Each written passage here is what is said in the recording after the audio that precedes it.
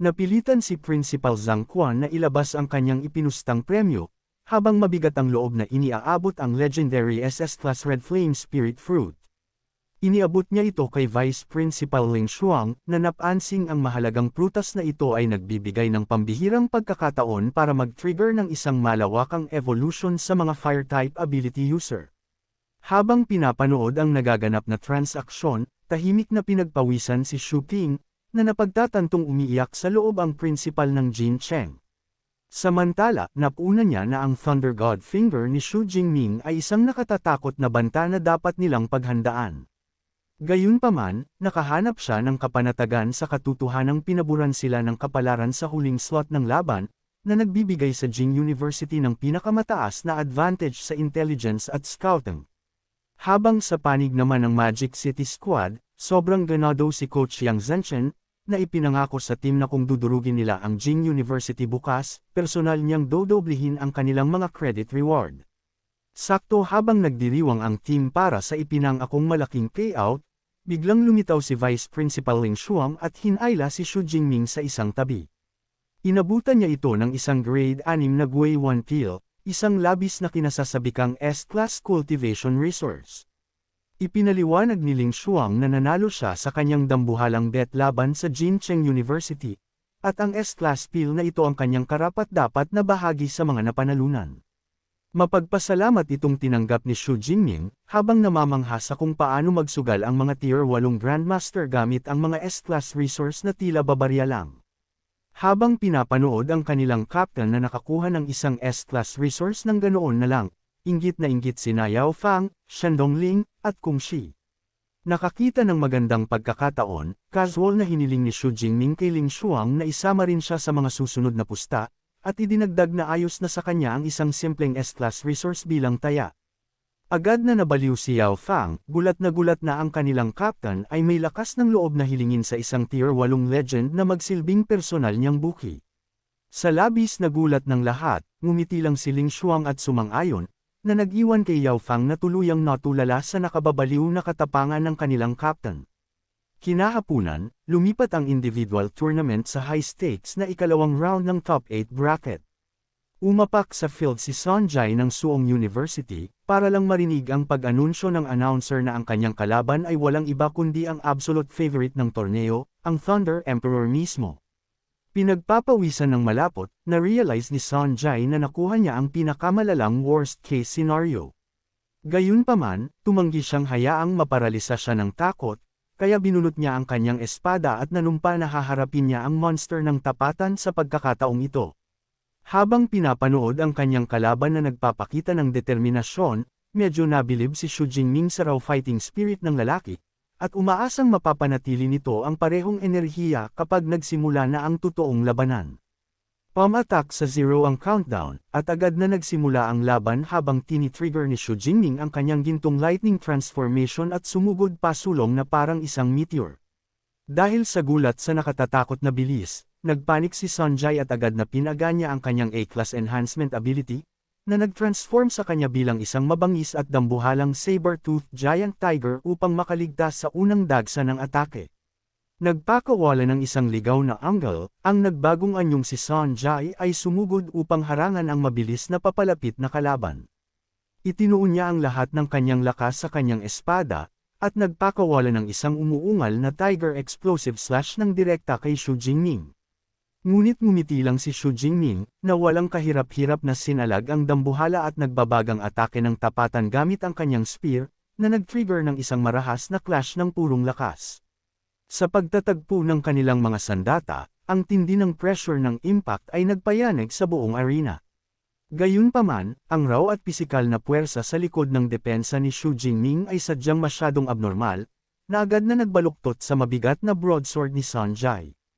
Sinasamantala ang pagkakataon, nagpakawala si Xu Jingming ng isang brutal na pisikal na counter-strike na nagpadala sa dambuhalang Tiger Man na lumilipad patawid sa stadium, at marahas na sumalpak sa barrier ng arena. Dahil sa lakas ng impact, napilitan si Sonjai na bitawan ang kanyang saber-tooth transformation habang ang kanyang katawan naman ay bumigay. Habang umuubo ng dugo, kinilala niya na ang mga patama ni Xu Jingming ay sadyang imposibleng masalag ng tapatan, bagaman nakaramdam siya ng pait na karangalan sa katotohanang nagawa niyang manindigan sa pagkakataong ito sa halip na tumakbo palayo. Dahil tuluyang out of commission na si Sonjay, opisyal na idineklara ng announcer si Xu Jingming bilang panalo, na nagsesecure sa kanyang karapat-dapat na pwesto sa Elite Top 8. Sa stands, nabaliw ang mga manunood sa isa na namang walang kamali-maling instant kill, lubos na natulala na ang high-grade na sandata ni Sonjay ay literal na nabaluktot sa isang solong clash lang.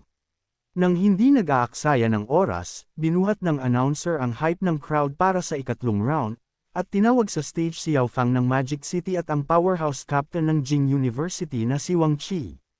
Habang naglalakad sila pababa sa tunnel, sinubukan ni Xu Jingming na i-encourage si Yao Fang na kumuha ng top 4 na pwesto, ngunit makatutuhanang bumantong hininga si Yao Fang, na inaming ang paggapi sa isang monster tulad ni Wang Qi ay malabong mangyari, habang ipinapangako na lalaban siya hanggang sa huling patak ng kanyang lakas ng may buong karangalan.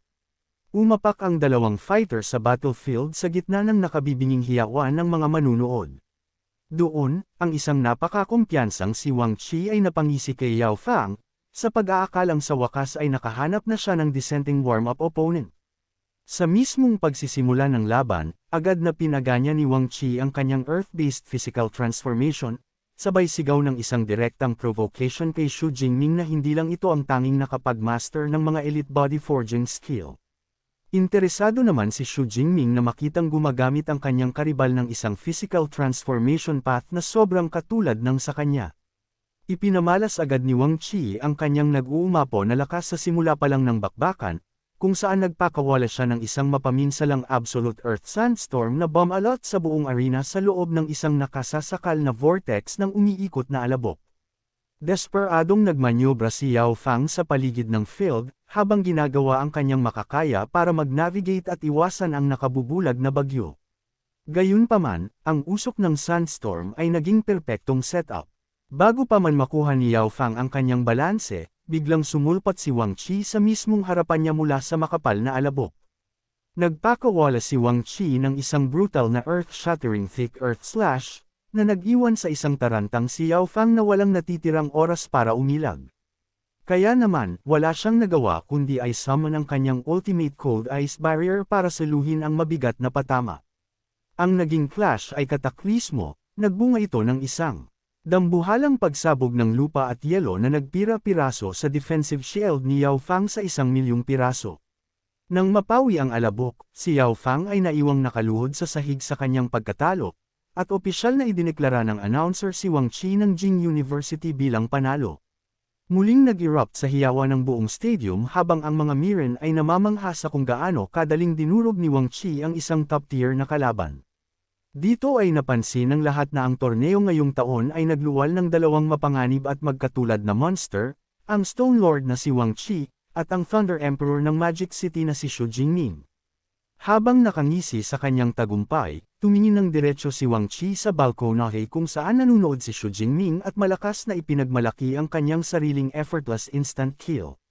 Buong kumpiyansa niya itong inanyayahan sa kanilang magiging clash sa finals bukas, sabay banta na huwag itong otres o magpapakaduwag. Napakutsa na lang si Kung Shi sa labis na kay-abangan ng lalaki, at nagbiro na kung magsalita ito ay tila nakuha na niya ang gintong medalya. Ngunit mabilis na pinakalma ni Shen Dongling ang kanyang mga kakampi, dahil may buong tiwala siyang kapag dumating na ang finals bukas, madaling tuturuan ng kanilang kapitan ang mayabang na show-off na ito ng isang masakit na leksyon.